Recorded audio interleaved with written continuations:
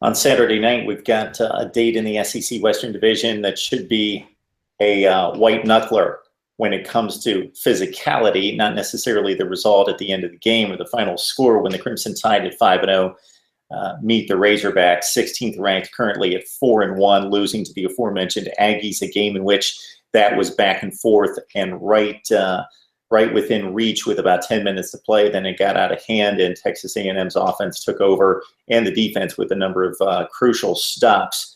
So in this one, it's almost as though Alabama's season is hinged in sorts because of Arkansas the last 2 years. So the last trip to Fayetteville was a 14-13 game in which Arkansas blew it with a missed PAT and a fumble at some point in the game inside the 5-yard line. There was a big defensive stand on fourth down against Arkansas's running game, either Collins or Williams, and the Tide prevailed and, of course, marched on to Atlanta and the college football playoff.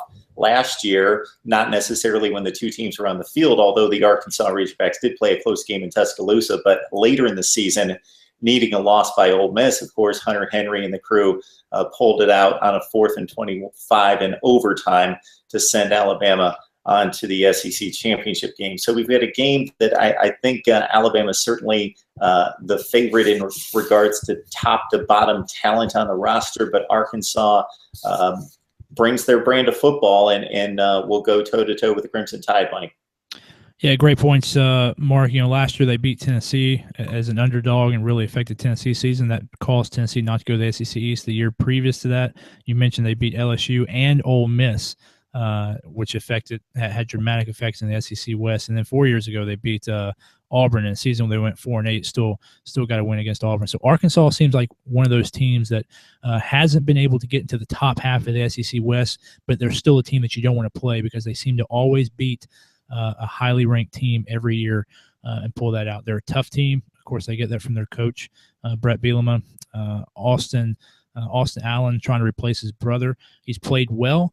But again, as good as A&M's defense is, I don't think they're as good as Alabama's defense. Again, going back to the linebacker position, Alabama is so dominant with the front seven, and those linebackers can also help in the pass coverage that they're just a complete defense. I think A&M has a good back end.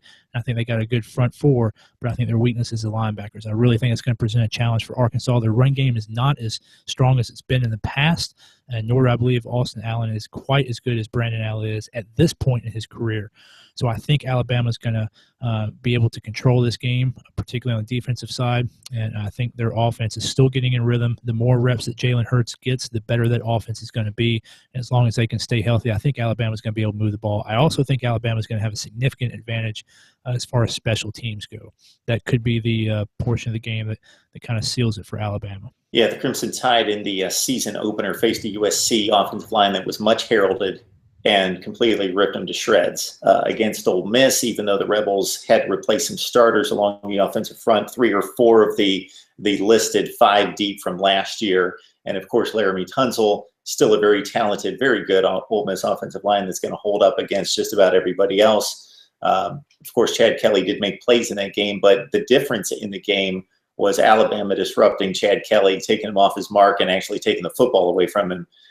So the Alabama front against Arkansas's offensive line and an Austin Allen who is not going to make plays with his feet on a regular basis, I think is going to be critical for Arkansas to protect Austin Allen, even though we think Arkansas, run first, establish the run, win with the run, try to run 70-30. Austin Allen in what was the biggest win of the year to date in going to TCU, put it on his back in the fourth quarter, and he won the game, making the right throws, the right reads, and really throwing into tight windows against what was a TCU defense that's been shredded a few times, but they certainly looked good for 3+ quarters that night against Arkansas. But Austin Allen played really well against them, and that was a game that really impressed me because he was beat up and he was knocked around. What impressed me against Texas A&M, not necessarily that he responded with big throws or big plays against A&M late in the game, but just survived the game because they really beat him up when talking about Austin Allen. So he could be in for another rough ride physically and trying to get through the game and be upright in the fourth quarter against Alabama.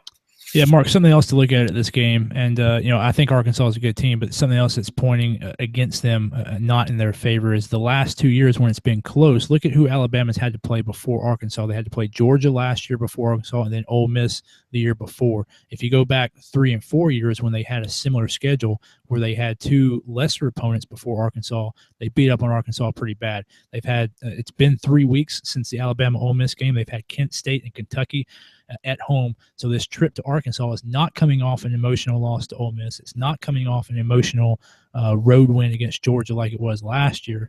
They've had 2 weeks to kind of go through the motion, work out the kinks against teams that weren't going to threaten them to a large extent. So I think if you look at the past 2 years, it might be a little bit deceiving because of the factors that went on before the game as far as the previous opponents, as opposed to this year. I think this year sets up well for Alabama.